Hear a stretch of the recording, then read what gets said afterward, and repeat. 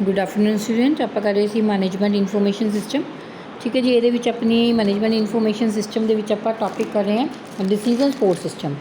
Decision support system के मैं तुम्हें डिसीजन सपोर्ट सिस्टम की डेफिनेशन भी कर ली सी, करैक्टरिस्टिक्स लास्ट वीडियो के मैं तुम्हें टाइप्स कंप्लीट करवाइया सी डिसीजन सपोर्ट सिस्टम दी टाइप्स किहड़ियां होंदियां। अज आप कंपोनेंट्स करनी है, components of DSS system. There are 3 main software components of DSS। These are कहते 3 कंपोनेंट्स होंगे। एक तो होंगी database management system DBMS, model management system तो सपोर्ट टूल। सब तो पहला आप गल करांगे database management system. To solve a problem the necessary data may come from internal और external database in an organization. Internal data are generated by system such as TPS and MIS। कहते एक organisation के internal तो external दोनों तरह का data चाहिए होंगे। जो इंटरनल डाटा है वो अपने को मैनेजमेंट इनफॉर्मेशन या ट्रांसफर फाइल प्रोटोकॉल के द्वारा आप यूज़ कर सकते हैं। जो एक्सटर्नल डाटा होंगे वो न्यूज़पेपर सर्विसिज डाटाबेस द्वारा अपने को आ जाता है। Some example of external data are government regulation, tax codes, consume figures, competitors, market shares, economic indicators, internal rates. ये मतलब ये सारे की सोर्सिज है जिन्होंने तो आप एक्सटर्नल डाटा जो है वो कलैक्ट कर सकते हैं। DSS database are managed by DBMS। कहते ये जिन्हें भी डाटा बेस है DSS के कि द्वारा मैनेज किए हैं, डाटाबेस मैनेजमेंट द्वारा सिस्टम द्वारा मैनेज किए हैं, जिदे किसी भी डाटा की मैनीपुलेशन करनी, जनरेशन करनी, डिस्क्रिमिनेट मतलब सब कुछ जोड़ा है ये द्वारा मैनेज किया है। सैकेंड कंपोनेंट्स अपने को आ जाती है model management system. Model management system के अपने को की है model management system stores and assess models that manages use of make decisions. Such models are used for designing to manufacturing facility, analyzing the financial health of organization, forecasting demands and product or services. कहते model management system आपको help करता है if you want to take any kind of decision. जो किसी भी तरह के decision लेने हैं, आप कोई एनालिसिस करना है ऑर्गेनाइजेशन के विच, आप किसी की कोई क्वालिटी वगैरह मैजर करनी है किसी प्रोडक्ट की, आपको वो बारे इनफॉर्मेशन लैनी है तो ये हैल्प आपको मॉडल मैनेजमेंट सिस्टम विचों मिल जाती है। थर्ड जी टाइप हैगी है कंपोनेंट्स हैगी सॉरी वो है support tools. Support tools like online help, pull down menus, user interfaces, graphical analysis, error correction mechanism, facilitate the user interaction with the system. सारे support tools की है जिहदे अपन हैल्प मिलती है किसी भी किस्म की। जो अपन किसी आप डाउट च अपन किसी किस्म की हैल्प चाहिए है तो अपन किन्ना तो मिलेगी सपोर्ट टूल्स के विचों मिलूगी। वो किस तरह दी फैसिलिटीज़ है, इंटरैक्शन करनी, सारा कुछ ये अपन मिल जाता है। बैटर इंटरफेस है, greater will chance of system being accepted by user. दे वधिया इंटरफेसिंग हो जाती है तो सिस्टम इंटरफेस करने के अपन यूज़र को की रहा है काफ़ी ज़्यादा हैल्पफुल रहा है सिस्टम। ठीक है जी, ये अपनी सीगियां कंपोनेंट्स। कंपोनेंट्स तो बाद DSS की फंक्शनस आ जाते हैं। फंक्शनस किहड़े परफॉर्म होंगे है DSS सिस्टम के विच। There are 5 function of DSS। 5 तरह के फंक्शन है जोड़े ये प्रोवाइड किए जाते हैं। सब तो हैगा मॉडल बिल्डिंग।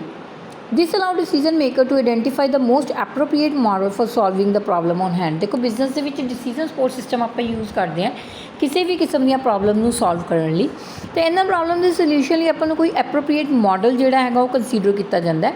प्रॉब्लम को सॉल्व करने वास्ते एक मॉडल जोड़ा क्रिएट किया जाता है। It takes into account input variables, inter relationship among the variables, problem assumptions and constraints. For example, a marketing manager of a television manufacturing company is charged with the responsibility of developing a sales forecasting model for color TV sets। कहते एक जो आप manufacturing company की गल करते हैं, जो TV manufacturing करते हैं, एक जो चार्ज है जिहदे हत्थ दे विच चार्ज है, जो मैनेजर है उन्होंने एक मतलब रिस्पोंसिबिलिटी दी गई है कलर TV सैट जनरेट करने की।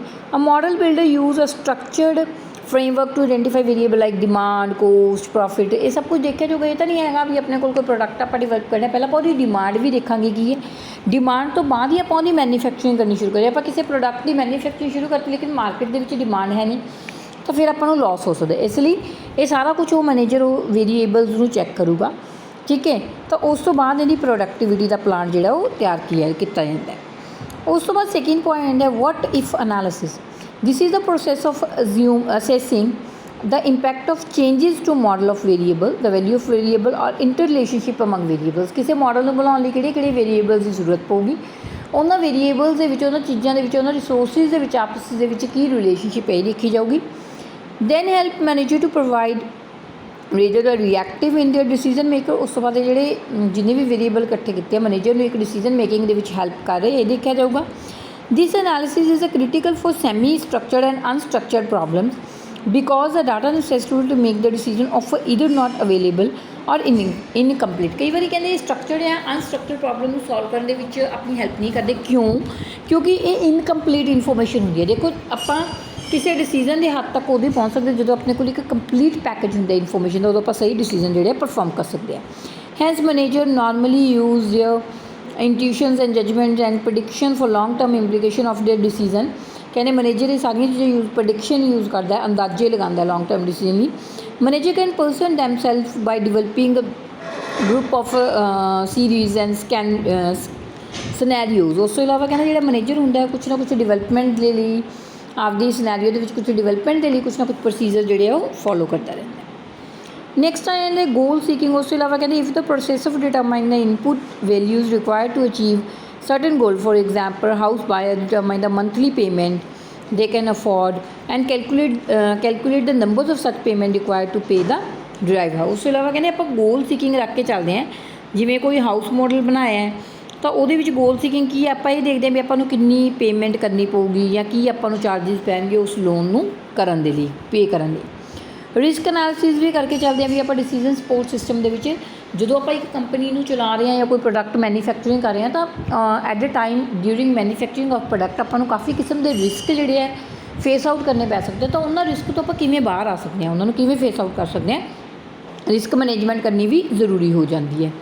ਉਸ ਤੋਂ ਬਾਅਦ ਇਹਨੇ ਗ੍ਰਾਫੀਕਲ ਐਨਾਲਿਸਿਸ ਹੋਣੇ। ਗ੍ਰਾਫੀਕਲ ਐਨਾਲਿਸਿਸ ਮਤਲਬ ਜਦੋਂ ਆਪਾਂ ਕਿਸੇ ਪ੍ਰੋਡਕਟ ਨੂੰ ਬਣਾਉਣਾ ਤਾਂ ਉਹਦੀ ਗ੍ਰਾਫੀਕਲੀ ਰਿਪਰਜੈਂਟੇਸ਼ਨ ਕਿਸ ਤਰ੍ਹਾਂ ਦੀ ਹੋਊਗੀ, like seeking of quick summary of data, detecting trends over time, forecasting activities, comparing point of patterns and different variables, seeking relatively simple impression। मतलब ਕਿਸੇ ਇਨਫੋਰਮੇਸ਼ਨ ਦੀ ਕੋਈ ਸਮਰੀ ਇਕੱਠੀ ਕਰਨਾ, ਕੋਈ ਡਿਟੈਕਟ ਕਰਨਾ ਵੀ ਕਿ ਕਿੱਥੇ ਕਿੱਥੇ ਓਵਰ ਟਾਈਮ ਲੱਗਿਆ, ਫੋਰਕਾਸਟਿੰਗ ਡਿਊਰਿੰਗ ਮੈਨੂਫੈਕਚਰਿੰਗ ਕੀ ਐਕਟੀਵਿਟੀਜ਼ ਪਰਫੋਰਮ ਹੋਈਆਂ ਤਾਂ ਉਹਨਾਂ ਦੇ ਕੀ ਇੰਪਰੈਸ਼ਨ ਪਏ ਹੈ। This kind of information can be collected. ਤਾਂ ਇਹ ਸਾਰੀ ਇਨਫੋਰਮੇਸ਼ਨ ਜਿਹੜੀ ਹੈ ਉਹ ਕਲੈਕਟ ਕਰਕੇ ਰੱਖਣੀ ਪੈਂਦੀ ਹੈ। ਹੁਣ ਇੱਥੇ ਕੁਝ ਟਾਈਪਸ ਆਫ ਗ੍ਰਾਫ ਵੀ ਦਿੱਤੇ ਹੋਏ ਹੈ, ਲਾਈਕ ਲਾਈਨ ਗ੍ਰਾਫ ਹੋ ਸਕਦੇ ਹੈ, ਉਸ ਤੋਂ ਇਲਾਵਾ ਗਰੁੱਪ ਲਾਈਨ ਬਾਰ ਚਾਰਟ ਹੋ ਸਕਦੇ ਹੈ, ਗਰੁੱਪ ਬਾਰ ਚਾਰਟ ਹੋ ਸਕਦੇ ਹੈ।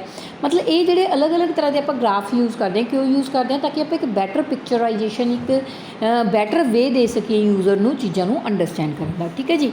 ਤਾਂ ਇਹ ਸਾਰੇ ਆਪਣੇ ਫੰਕਸ਼ਨਸ ਹੋ ਗਏ, DSS ਦੇ ਫੰਕਸ਼ਨਸ ਕੀ ਪਰਫਾਰਮ ਕਰਨਾ, ਕੰਪੋਨੈਂਟਸ ਹੋ ਗਈਆਂ। ਨੈਕਸਟ ਵੀਡੀਓ ਦੇ ਵਿੱਚ ਆਪਾਂ ਇਹਦੇ model tools for decision support system use ਕਰਾਂਗੇ, ਕਿਹੜੇ ਮਾਡਲ ਜਿਹੜੇ ਆ DSS ਦੇ ਵਿੱਚ ਯੂਜ਼ ਹੁੰਦੇ ਆ।